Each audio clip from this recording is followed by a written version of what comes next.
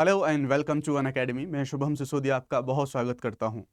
जब भी हम किसी महिला सुरक्षा के बारे में, महिलाओं की सेफ्टी के बारे में, चाहे वो कार्यस्थल पर हो चाहे कहीं भी हो, हम ऐसी बात करते हैं तो हम भरोसा करते हैं कि सरकार जरूर इसके लिए कोई कानून बनाएगी और सरकार उसकी सुरक्षा करेगी। और सरकारों ने, संसद ने ऐसा किया भी, यानी कि पॉश जो कानून है हमारा, उसको बनाया।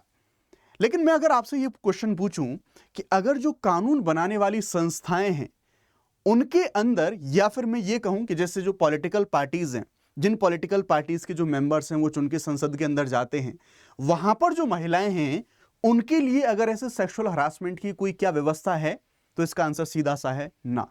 जी हाँ, मैं बिल्कुल सही तरीके से आपको बता पा रहा हूं।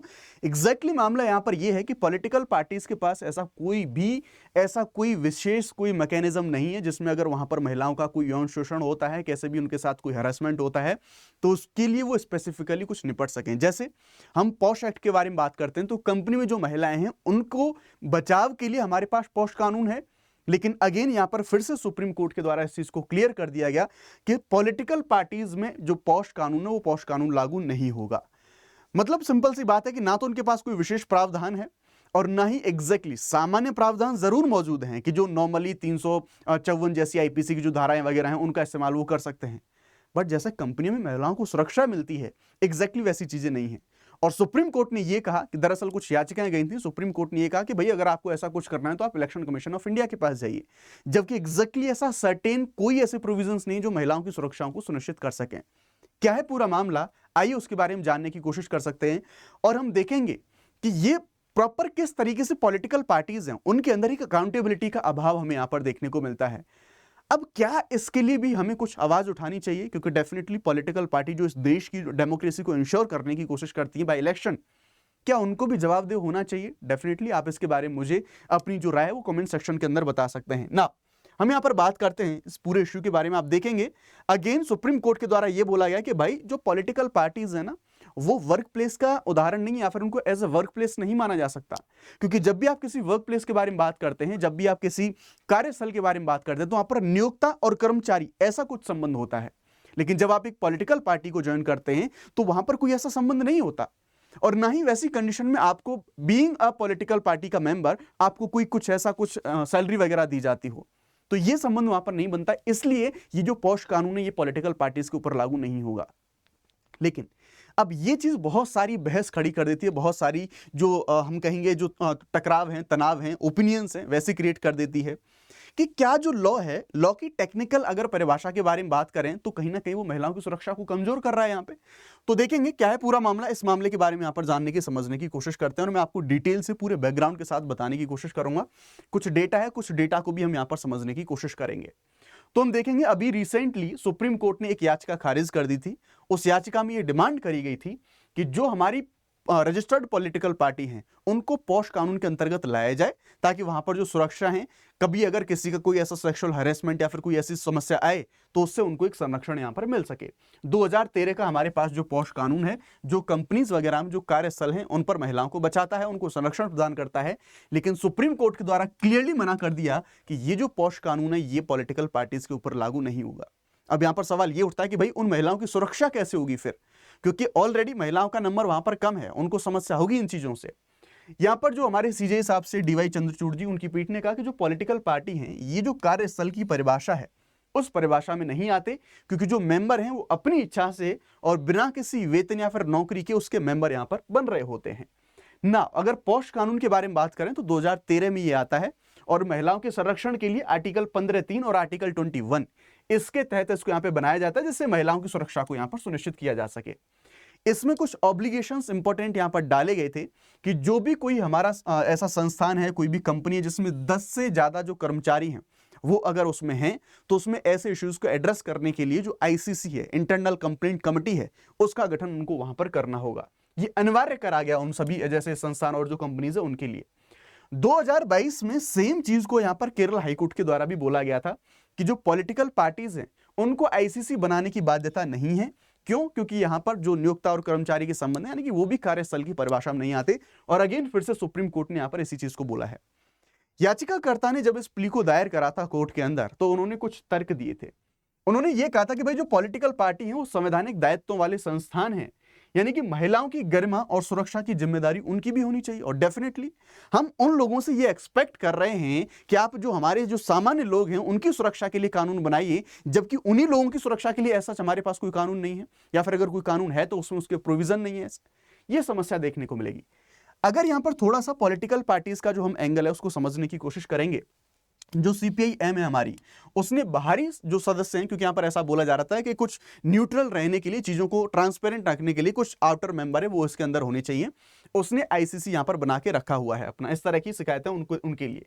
लेकिन हम देखें जो आम आदमी पार्टी है उसमें ऐसा कोई ट्रांसपेरेंसी नहीं है ऐसी चीज को लेकर। कांग्रेस रही, भाजपा रही, उन्होंने तो ऐसे कोई स्ट्रक्चर्स यहां पर बनाए ही नहीं है। अगर इनके बारे में हम यहां पर बात करें तो सुप्रीम कोर्ट ने अब अपने क्या पक्ष दिए इसके जो विरुद्ध में कि भाई नहीं हम इसको मानेंगे, तो कार्यस्थल नहीं माना जा सकता क्योंकि सदस्य स्वेच्छा से और बिना उनको भुगतान किए, हालांकि उनको डायरेक्टली कोई एक ऐसा वेतन नहीं मिलता पॉलिटिकल पार्टी में ज्वाइन करने के नाते या फिर उस सदस्य के नाते, तो इसलिए यहां पर ये लागू नहीं होगा। सुप्रीम कोर्ट ने साथ के साथ ये भी कहा कि ये भाई साहब एक पेंडोरा बॉक्स बन जाएगा कि अगर हमने पॉश कानून को एप्लीकेबल कर दिया पॉलिटिकल पार्टीज के ऊपर, तो जो फीमेल पॉलिटिकल मेंबर्स हैं वो इसका मिसयूज कर सकती हैं, या फिर जो सीनियर मेंबर्स हैं उनको ब्लैकमेल कर सकती हैं। तो एक बड़ी समस्या यहां पर खड़ी हो सकती है। इस जो एक्ट है इसका मिसयूज हो सकता है।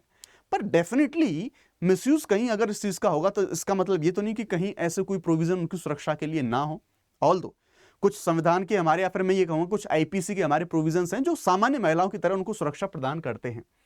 कोई कैसा भी, जब तक संसद कानून ना बदले न्यायालय इस दायरे को नहीं बढ़ा सकता। यानी कि अल्टीमेटली पूरी बात यहां पर यह है कि अगर इसमें कुछ भी बदलाव करना है, महिलाओं को पॉलिटिकल पार्टी के अंदर लाना है, तो वो पार्लियामेंट को ही ये बदलाव इसमें करना पड़ेगा। और वो आप जानते हैं वो पार्लियामेंट में कौन है, वो वही पॉलिटिकल पार्टी के मेंबर हैं जिनके अगेंस्ट में वो कानून बनाया जाना है। और इसकी संभावना लगभग 0% है क्योंकि अपने विरुद्ध कोई कानून बनाने वाला नहीं है। ये एक ऑब्वियस सी बात है, मगर आप समझ सकते हैं। नाउ इश्यूज क्या है? इशू पहला यह है कि लैंगिक न्याय बनाम विधिक तकनीकी अड़चन। महिलाओं को भी सुरक्षा है, वो उनको भी सारी चीजें जरूरत है, लेकिन जो दलों की महिला सदस्य हैं वो उत्पीड़न की स्थिति में उनके पास कोई ऐसा कोई स्पेसिफिक मैकेनिज्म नहीं रहते जहां पर वो इन इश्यूज को रेज कर सकें। आर्टिकल 14, आर्टिकल 21 ये प्रभावित होती है जिनके लिए हमारा पॉश कानून बनाया गया था। कानून में रिक्त, यानी कि पॉलिटिकल पार्टी है वो शक्ति के केंद्र हैं, सत्ता में वही बैठेंगे, शक्ति उन्हीं के पास है, लेकिन उनके पास अकाउंटेबिलिटी नहीं है, वो रिस्पॉन्सिबल नहीं है, या फिर उनकी जवाबदेही से कहीं ना कहीं वो दूर हैं क्योंकि उनके पास ऐसा कोई मैकेनिज्म नहीं है महिला सुरक्षा के लिए। साथ ही साथ एनजीओज रहे, कंपनियां रही, उन पर जो प्रोविजंस लागू होते हैं, तो पॉलिटिकल पार्टी पर क्यों नहीं प्रोविजंस लागू होने चाहिए। अगर हम बात करें तो हमारी जो लोकसभा है, जैसे आप डेटा देखेंगे तो लोकसभा में लगभग 14% महिलाएं हैं हमारी। ओवरऑल जो हमारी कार्यकर्ता हैं पॉलिटिकल पार्टीज के अंदर, उनका जो रेशियो या फिर परसेंटेज है वो लगभग 20% है। अगर सेफ्टी के ऐसे मेजर्स नहीं रहे, सेफ्टी के हम उनको डायरेक्टली प्रोविजंस नहीं देंगे, तो भी अपकमिंग चाहे हम मान लो यूनिवर्सिटी कॉलेजेस की जो पॉलिटिक्स हैं, या फिर आगे जो भी फ्यूचर में महिलाएं पॉलिटिक्स में आने वाली हैं, उनमें कहीं ना कहीं कमी या फिर हम डिकरेज देखने को मिल सकता है, क्योंकि उनके जो ऐसी समस्याएं हैं उनको एड्रेस करने के लिए कोई हमारे पास प्रोविजन नहीं है। और साथ ही साथ जो असुरक्षा की जो भावना आएगी उससे कहीं ना कहीं जो समस्या है वो समस्या पैदा हो सकती है ना। आंतरिक पार्टी तंत्र क्या है हमारे भारत में, अलग अलग पार्टी के माध्यम से बात करते हैं। इन पार्टीज ने अपने कुछ तंत्र जरूर बना के रखे हुए हैं, लेकिन उनका पूरा फोकस अपनी पॉलिटिकल पार्टी की जो प्रतिष्ठा है उसको बचाने पर होता है, ना कि किसी मेंबर के साथ में अगर कोई कैसी भी दिक्कत हो तो वो उसको कंसीडर वहां पर करते हैं। वो अपनी जो प्रतिष्ठा है पॉलिटिकल पार्टी की, केवल उसको बचाने पर यहां पर फोकस करेंगे। जैसे बीजेपी के बारे में बात करें तो जो अनुशासन समिति है उनकी, वो दल की प्रतिष्ठा को ठेस पहुंचाने वाले जो कार्य हैं उनकी जांच करती है, लेकिन यौन उत्पीड़न के लिए अलग से उनके पास कोई प्रोविजन नहीं है। सेम जो कांग्रेस के बारे में बात करें, केंद्रीय अनुशासन समिति है वो अनुचित आचरण उस पर कार्रवाई करेगी, लेकिन कोई विशेष महिला केंद्रित नीति यहां पर नहीं है। सेम वे जो अन्य दल हैं, डीएमके, एआईएडीएमके जो पार्टीज हैं, वहां पर अनुशासन समितियां हैं, लेकिन पॉश जैसी स्वतंत्र बाहरी निगरानी वाली कोई भी ऐसा व्यवस्था किसी भी दल के पास यहां पर नहीं है। और जैसा मैंने बताया कि जितनी भी कार्रवाइयां इन दलों की होती हैं, इन समितियों की होती हैं, वो केवल अपनी पॉलिटिकल पार्टी की जो छवि है उनको बचाने के लिए केंद्रित होती हैं, ना कि जो पीड़िता होती है उसके अधिकारों पर। तो ये पूरी की पूरी समस्या हमें देखने को मिली ना। क्या किया जा सकता है, इस चीज का सॉल्यूशन क्या हो सकता है? जैसा मैंने बताया कि कानून बनाना वो न्यायपालिका का काम नहीं है, इसमें जो मेजर रोल प्ले कर सकता है वो संसद, जिसकी संभावना बहुत कम है, जैसा मैंने आपको बताया। दरअसल इलेक्शन कमीशन ऑफ इंडिया इसमें एक और रोल प्ले कर सकता है। वो कुछ बाध्यकारी गाइडलाइंस जारी करे कि जैसे यूके का independent complaints and grievance system 2019 का है, वैसा कुछ इंडिया के अंदर भी लाया जाए। सारे के सारे पॉलिटिकल पार्टीज में जो आईसीसी हैं वो बने, इसमें बाहरी विशेषज्ञ भी हों, ऐसा इलेक्शन कमीशन ऑफ इंडिया ये भी बोल सकता है। पार्टी का जो संविधान है उसमें यौन उत्पीड़न के विरुद्ध स्पष्ट जो प्रोविजन है वो स्पष्ट प्रोविजन इंक्लूड करे जाएं। साथ ही साथ महिला कार्यकर्ताओं के लिए सुरक्षित रिपोर्टिंग चैनल जैसे हेल्पलाइन नंबर रहा, चाहे शी वॉक्स जैसे होते हैं जो पॉश कानून के अंतर्गत जैसी चीजें होती हैं, वैसी भी चीजों का एक्सटेंशन हम यहाँ पर कर सकते हैं। और साथ ही साथ जैसा मैंने बताया कि यहाँ पर जो पार्लियामेंट है उसका रोल सबसे बड़ा होगा, जो पॉश एक्ट है उसमें संशोधन करके संसद के द्वारा संशोधन करके इसको जो पॉलिटिकल पार्टीज हैं उन पॉलिटिकल पार्टीज को भी ऐड करा जाए। बाकी आपकी क्या राय है आप मुझे बता सकते हैं कमेंट सेक्शन में ना। जो हमारे यूपीएससी सीएससी के जो हमारे सभी लर्नर्स हैं उनके लिए मैं बता दूं, अगर आप यूपीएससी की तैयारी करना चाहते हैं अनअकैडमी के साथ, तो आज 24,999 रुपए में अनअकैडमी के जो प्लस कोर्सेज हैं उनको आप अवेल कर सकते हैं, जिसमें आपको completely GS CSAT test series जैसी सारी चीजें आपको मिल जाती हैं। जो हमारे बैचेस हैं इंग्लिश, हिंदी, इंग्लिश और यानी कि 26, 27, 28 सारे के सारे बैचेस जो हैं वो लाइव हो चुके हैं।